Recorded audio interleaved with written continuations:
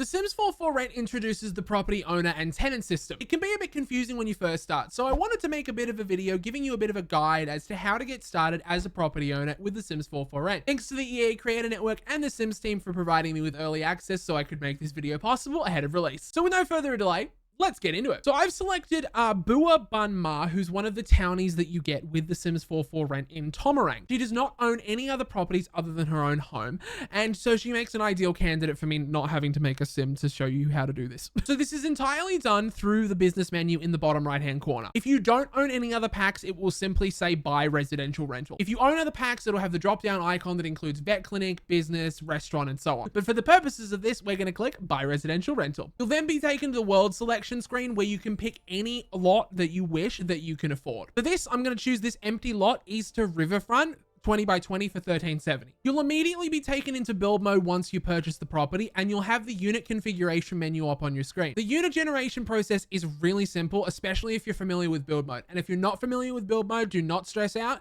It is not too difficult. I'm going to show you how to do it. Currently, we only have one unit allocated at the moment. So let's go and make just a bit of a square box just for the moment, because who doesn't love a square box Sims house? So let's say, for example, that I want this one to be 1 Easter Riverfront. Everything inside of this square box is going to be 1 Easter Riverfront. Now, if I want to say create another lot, say it's like a little granny flat off to the back, say for my cousins to share or something like that, or a grandparent to come live, you're more than welcome to do so. In order to make this a separate unit that other Sims will live in, not the Sims in your household, simply click on the room. This drop down menu will appear and you need to hit create unit. A new unit will now be created for you, and you can just simply click the drop down arrow to view the details. It will give you tons of suggestions as to the items that you need to put in that really should be put in, because it will raise your unit quality and you'll get more money out of it. You can then add the number of bedrooms and the number of bathrooms as well, and you can also hide the unit view so you can't see it when you're in build mode. That way you only see the one lot that you want to work on at the time. Now I've popped some more boxes here because you can have up to 6 units on one lot. If I want to add another one, it's just as simple as I showed you before. Click on the drop down, click create unit. On this one as well, click create unit. That's now number 4. Click create unit again. That's now number 5, and click create unit again. That's now number 6. I have 6 lots on my property. So this could potentially be 6 rental lots for your property owner to generate income through. I wouldn't recommend doing this small, obviously, because somebody's going to hate you. If you want to go beyond 6 units, you absolutely can. You need to enter this cheat currently on screen, bb.increase rental unit cap on. This will allow you to go beyond 6 units and go up to 100 units on a lot if you so choose. There is a maximum of 100 units per save though, so please do be aware of that you cannot go over 100 units per save file. Yeah, that means you could have 800 Sims living across residential rentals, and I don't know whose computer is seriously strong enough to have 800 Sims in a single world. Hats off to you if you have a strong enough computer. Now, in this little unit configuration screen, you have the options of seeing the unit value, the unit dimensions, the number of bedrooms and bathrooms that it has as well. You need to have one unit ticked on as viewing at all times. That way you can see it. You also have the suggestions box here as well, that if you add items from the suggested list, it will increase the unit rating. Pretty simple to get a decent unit rating. In my playtime, I've never really had a unit lower than 2.5 stars, but I haven't played too much. So now I can currently see all units at the moment, and that can get a little bit annoying seeing all units at one time if I'm trying to build on one unit. It's really simple to turn off looking at all of the other units. This green eye, you just simply tick the ones you don't want off, and then you can only see the one unit here that you want to see. If you click on a unit here, you'll get the unit hidden box saying this unoccupied unit is currently hidden and must be unhidden before editing. Would you like to unhide it? I'm not going to bother because I don't want to unhide it. Now, you also might think that, ooh, goodness, this, you know, these lines that are cutting through my walls are quite annoying. I definitely agree, because if you watch the speed build that has gone up or will soon go up, you'll see that I kind of like argued with myself about it for a little while, trying to work out how to do it and how to get those wall lines off. But I worked it out. This little green toggle here is unit outlines. You can press this button and it will turn the unit outlines off. You can also hit the O key on your keyboard as well to toggle it on or off. Now it's all up to you to build an amazing residential rental property that really attracts a lot of awesome Sims. I swapped over to Vanessa, who is one of the townies that's actually seen in the trailer for Rent. She owns Taka Soy 15, which is a residential rental that comes with the pack. I've swapped over to her lot, that way we can have a bit of a look at how a built and functioning property of residential rentals operates. units. In the own business box, you'll now see the number of units next to the actual lot name. If you live on one of the units, you'll see that you have this one, the property owner, and then you'll also see the other one that you have vacant. You'll be able to quickly see its stars, number of bedrooms, bathrooms, and its rent per day, and its occupancy status. If you're looking to move into your residential rental, you are not automatically placed as living in your residential rental by default. Some of you may want to live in your residential rentals and others may want to live far away. When you first create your Sims, you need to buy just any house. That way you have a house. You can't buy a residential rental outright. You could buy a residential lot and then change it to a residential rental if you choose to. You're more than welcome to do that. If you buy a home in Willow Creek and you want to have a rental in Tomarang, you can then choose move household from the phone to then move from Willow Creek to your rental in Tomarang, and you just simply choose the unit that you want and then you won't have to pay. Vaneshi here owns unit number 1 out of this lot on Takasoi 15. In the little menu for residential rentals, you have the option up here to sell your residential rental if you choose that you no longer wish to operate it. On the units, you'll have the option to fill the vacancy. You'll then have the option to travel to the unit because there is a loading screen between units. And then you'll also have the option to view the agreement. Viewing the agreement is the main kind of thing that you're going to really want to look at and kind of maintain. It'll tell you the rent per day and what it's set at and what the maximum rent that you're allowed to charge is. And you can also set the lease length, essentially meaning how often Sims that are living in this will pay their rent. Don't make it more than 7 days. You can make it 14, but that means you won't get paid until every 2 weeks instead of every week. You can make it every couple of days if you choose to, but there is a chance that Sims will then move out or move in and not pay rent and so on and so forth. There is a grace period following Sims not paying bills on time. This little tenant agreement screen will tell you the size of the unit. It will tell you the quality of the amenities, the environment, and the maintenance level.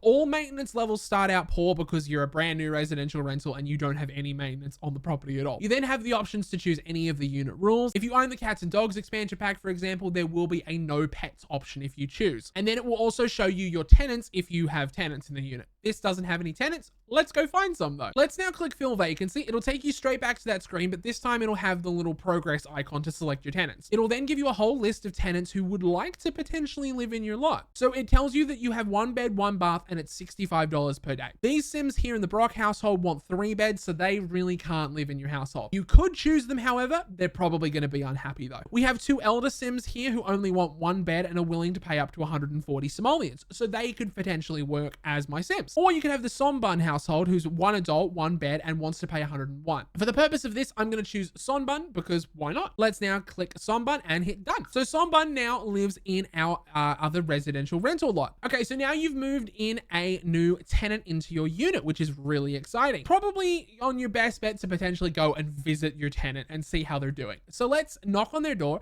and visit unit. Don't do what I almost did and do break in the first time. We're now in our other rental unit below our property, and here is our Sim, Kadek Sonbun, who is our tenant. If you click on your tenant here, you can do introduction because you don't know them at all. If you do something like an introduction, you would have just seen that green little key and a house sign. That means that your relationship with your tenant and your property owner is increasing positively. If you now click on your tenant again and you click more choices, you have rental choices. So you can ask about rental conditions, blame the tenants, unjustly evict, or commend tenants. So I can't commend the tenants because the unit rating is not high. I can unjustly evict them at any point in time if I so choose to, but that's got negative repercussions. I can generally ask about rental conditions to find out whether or not there's anything that this tenant wants better, or I can blame the tenants for how bad a shape the unit's in. So let's just go and ask about rental conditions. That's now increased our relationship more positively with our tenant. You definitely want to be doing this all the time to try and get a positive relationship with your tenant. Vaneshi has the 5-star property owner aspiration. And one thing is to handle a maintenance event. Now, you can do maintenance, inspections, or anything like that virtually anytime you like. You can just knock on a Sim's door, your other tenant's doors, and turn up and do an inspection, or you can wait to be called to their lot. But for the purposes of this video, I'm going to demonstrate by just barging in because I can. You handle a maintenance event or an inspection by simply clicking on anything like a toilet, a sink, a shower, I believe also fridges as well, things of that nature. So for this, I'm going to use the toilet. You can click do inspection and maintenance to tick this off. Your Sim will then come over and make notes about the condition the toilet's in, as to whether any work is needed doing to it, so on and so forth. If they determine work is actually needed to fix the item, they on the spot will then go and fix the item. And now you've already ticked off perform an inspection pass of the aspiration before you've even really done anything. One really important thing that you should know is with build mode. If you want to make any changes to the other unit on your lot or the plethora of units you may potentially have, you are only able to do this when there is not a tenant occupying the lot. Because I have a tenant in here, I am unable to change anything because there is a tenant in it. The unit's currently occupied, therefore it cannot be edited. I need to evict the household occupying the unit to make it available for editing. I can freely make changes to shared spaces and to my personal spaces if I live in a unit myself, but I cannot change anything that a sim themselves that I do not play lives in. Your tenants on your lot now will be regularly seen outside of their front and back doors if you have a front and back door on their property, mingling in their garden spaces as well, and your sims will be able to freely interact with them in the shared spaces. Of course, you'll have to invite a sim over if you want them to come into your actual house though. Again, if you want to interact with a sim in their own home, you need to click on the door and click visit unit, or from the business menu, click travel to unit. Unfortunately, there is a loading screen. I'm sorry, I know it's not the best. On the tenant agreement screen, it now shows you who the tenant is or how many tenants you may have, and now gives you the option to unjustly evict. The distinction between a just and unjust eviction is important. Just evictions carry no repercussions, while unjust ones will harm the property owner's relationship with the tenant, lower the unit rating, and potentially lead to an eviction settlement costing additional simoleons for the property owner. So if you unjustly evict a sim because you just want to get rid of them and you want the space back, you will face a little bit of repercussions such as money, and you will have a lower unit rating for a period of time. So my best advice is do not unjustly evict your sims. Now, these unit rules here allow you to set no social events, which is for hosting any type of social event is strictly off limits, and you will thus be fined. If you click on this one, there's a $600 fine for it if you choose to. No loud noises essentially means that they'll be forbidden from having TVs or stereos on between the hours of 10 p.m. and 6 a.m. As the description says, sims themselves love to enjoy loud music and TV, so this may make for a little bit of an unpopular property owner, so just be wary of that. Maximum occupancy is 2's a crowd, 3's a party, and 4 sims in one household violates the maximum occupancy rule, so basically meaning you can only have up to 3 sims in a unit rental. No trash overload. Tenants must maintain a tidy living space, clean appliances are a must, and accumulating trash or trash piles will not be tolerated, and you'll get fined 600 simoleons for that as well. No ghosts is, I think, fairly straightforward. The afterlife is an afterthought here. No ghosts will be allowed to live in this residential rental unit, and this bears a 1,000 simoleon fine. That is essentially all of the details about getting started with property management and property ownership in The Sims 4 for rent. And now it's all up to you as to go and maintain your best property owner life. My best advice for maintaining a good relationship is just simply going in and having a visit every so often, talking in the shared spaces, giving them plenty of appliances and good decorations, and ensuring that the unit doesn't go too long without maintenance, and maybe don't put the lot challenge of mold on. But yeah, that brings about an end to this guide video. Thank you so much for watching, and thank you again to the EA Creator Network and the Sims team for making this video possible. I really appreciate it. Hope you also enjoyed the new cheeky office space too. If you found it useful or helpful, make sure to smash the like button and subscribe to the channel if you're new, and ding the notification bell so you don't miss a single one of my 4 videos, because there's going to be tons of them. Thank you so much for watching, and until next time, bye-bye.